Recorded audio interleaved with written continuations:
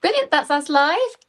So hello and welcome to Time to Talk. I am Dr. Claire Gilbright and I am joined this week by Christina Youell, who is going to do a little bit of an introduction. Now, Christina, I kind of thought of you and I wanted to bring you in here because I was inspired by International Women's Day, so I think that was kind of the flavour, but you have so many strings to your bow. Tell us a little bit about yourself. Yeah, so thank you for asking me to be here, Claire. I'm delighted.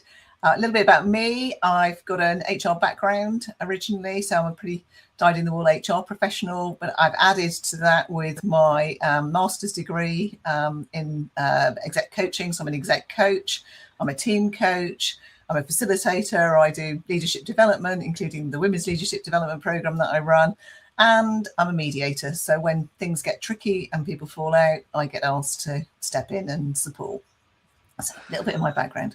I'm really fascinated by what makes people tick. And my passion is for people to be happy at work. They don't need to be miserable or stressed out. So that's where I come in.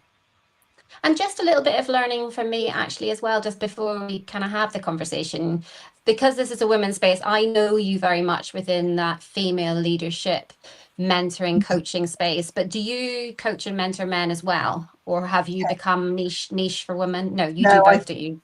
I do both. And I focus on women in leadership because I benefited as a junior person coming up the ranks by going on to a women's leadership program that I went on kicking and screaming and had a great time and learnt huge amounts. And because I had that experience, I want to be able to offer that to other women coming up behind. So that was a fabulous program run at Cranfield University and I got so much from it.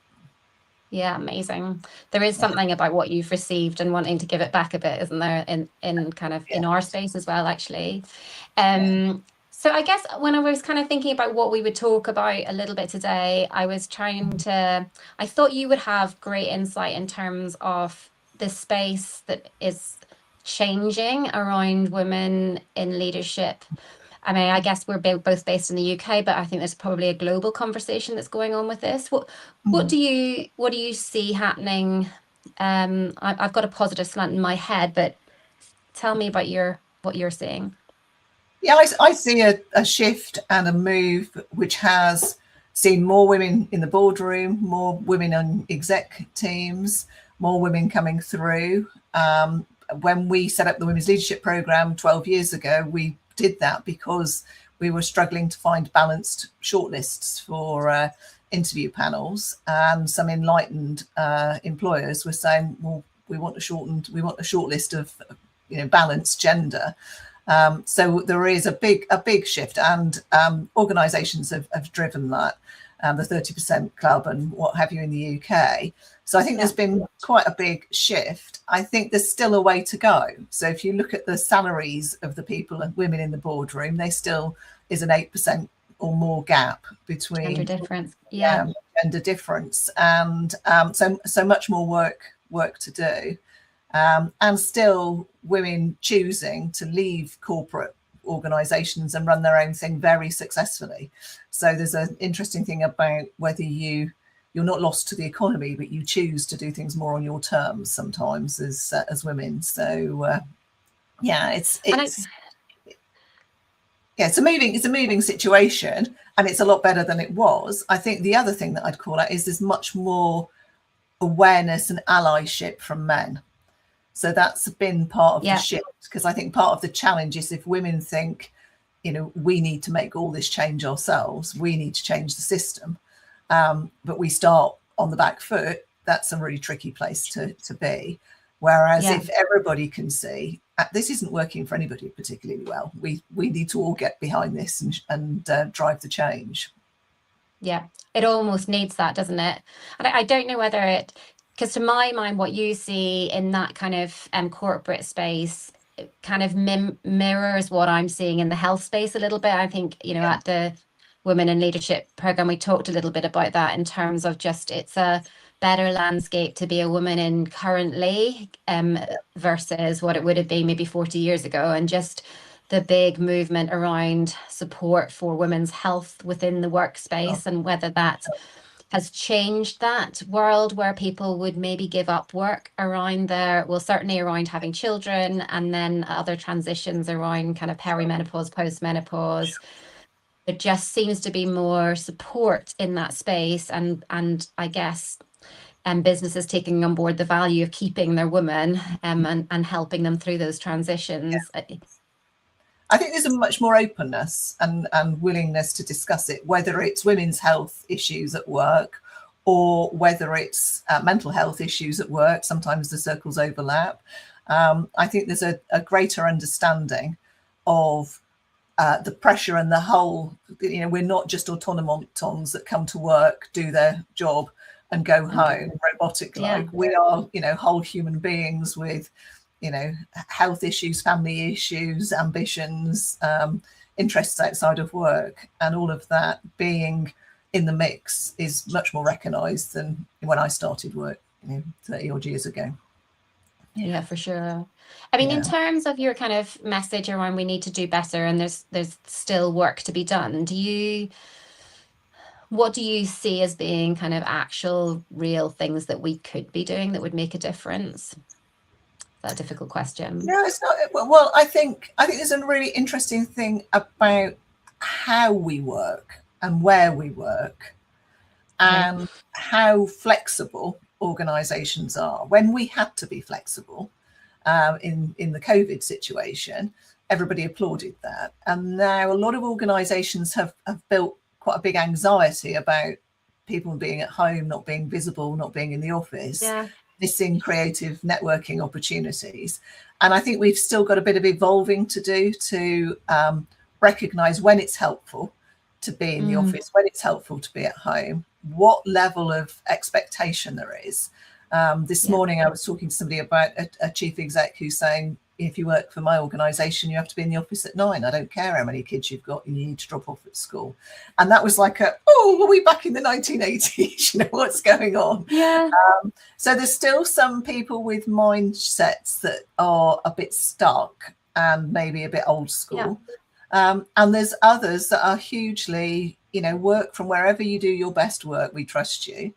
And I think that makes a massive difference to people's confidence, their productivity, their engagement, their well-being. It's a phenomenal shift. And I think if we could have more of that, and there was more research to demonstrate the veracity of that, then that would make a difference.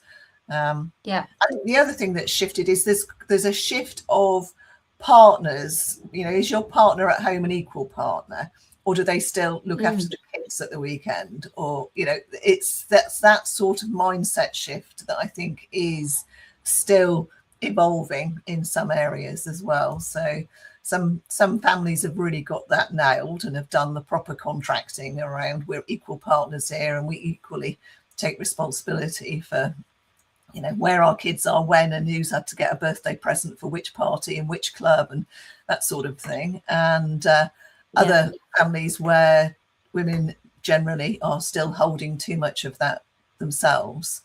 And that's not helpful or healthy for either party.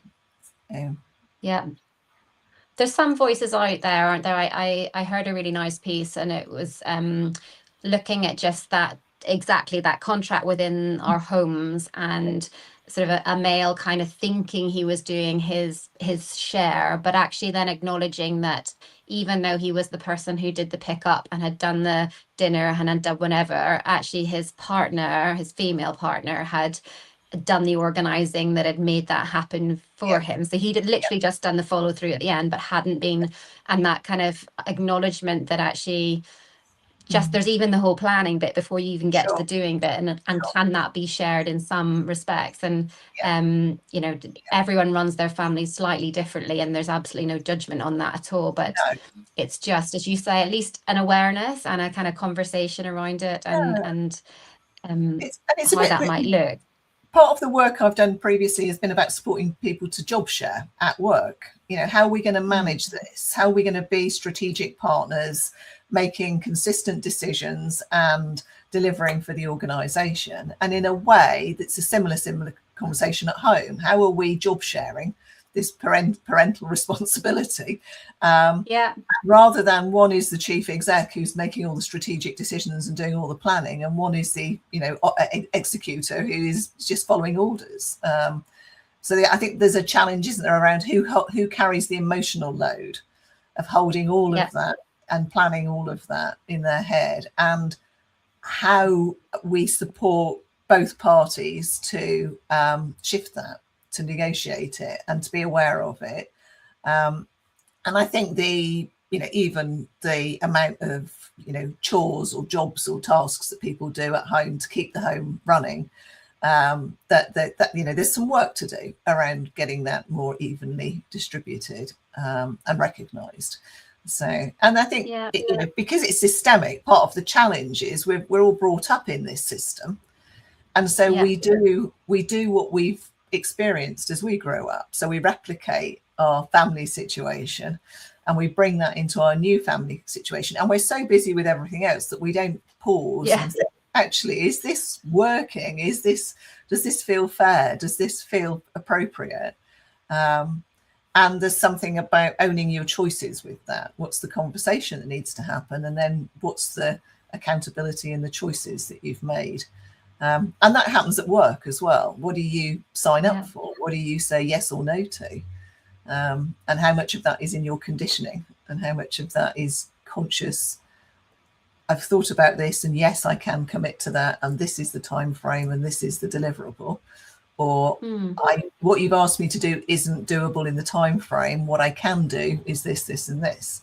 So that's a negotiated agreement. And we tend to see that women often struggle with displeasing others and finding it hard to say no, and therefore don't assert and take the space to say, give me a minute to think about that. Let me plan that through, see how that would work, and I'll come back to you.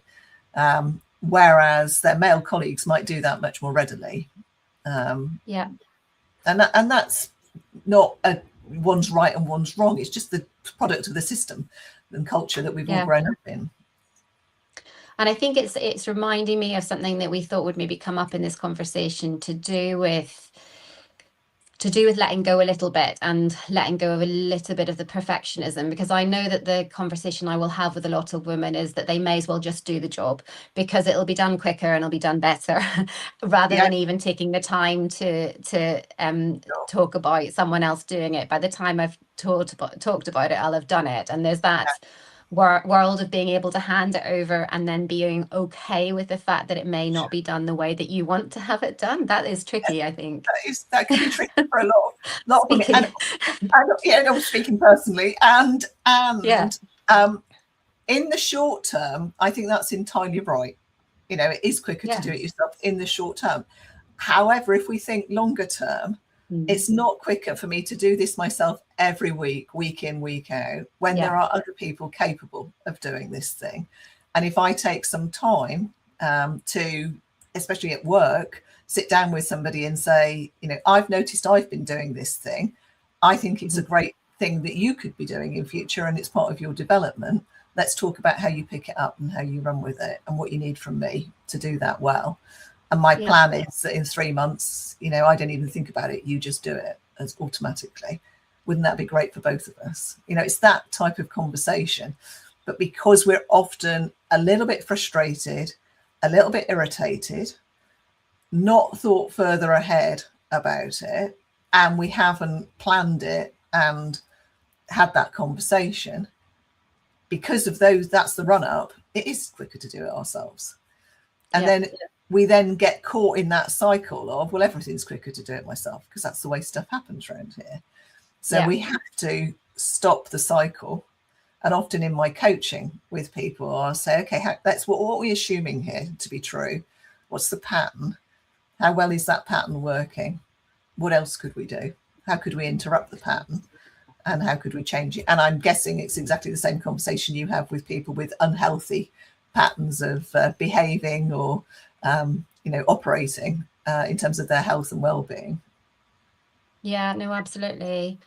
As you say, there's something about just giving ourselves a pause and some time to stop and reflect and plan is a big thing in life that we often don't do. As you say, when we're busy, we just keep going in the patterns that we've been used to. And, you know, that those moments to pause, spend time with a coach like yourself and actually reflect on, you know, what I could do better, what would actually ultimately give me more time maybe to do some other things that I might be, you know, excited to do, to think about the business a bit more deeply, those sorts of things. Someone once said to me, just that sign of being a good leader was that the place would still run even if you weren't there.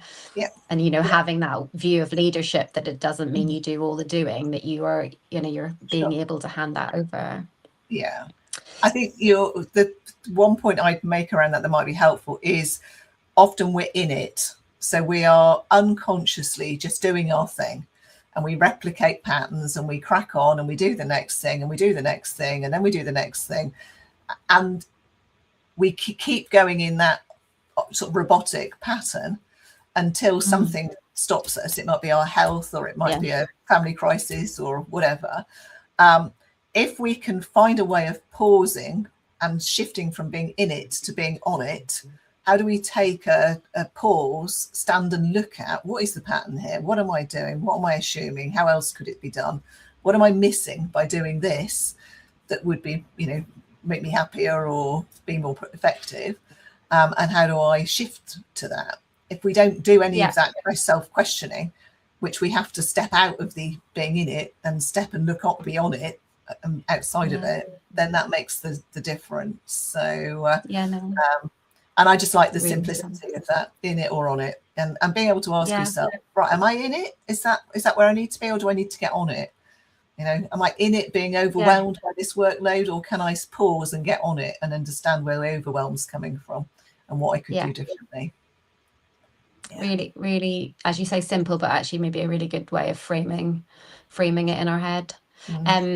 Really aware of time. I said this would happen, wouldn't I? Is there any last minute tip that you would give? I had sort of just trying to think about conversations that you're having every day. Is there anything else that you would add that we've not kind of talked about? I think the one is, how do you build the pauses in?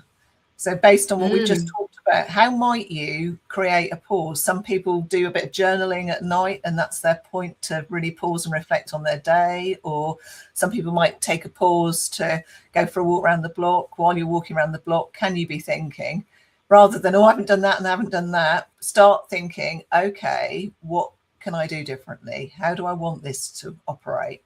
What else is possible here? What am I missing? And to do that with care and compassion. It's not about beating yourself up. It's about being able to coach yourself into that on it position, so you can make some different, maybe better choices that will get you to where you want to go faster. So that would be my top tip: build in some pauses. Brilliant. Well, thank you for joining me. A really, really great conversation. And I think we were sort of saying just before we came on about almost, it's just even having the conversations and having that awareness. It's really important, I think. But at the end of these, I always say, if there's any questions, please feel free to message me and I can pass them on to Christina. Thank you for joining us. And hopefully we will see you again soon. Thanks. Thank you.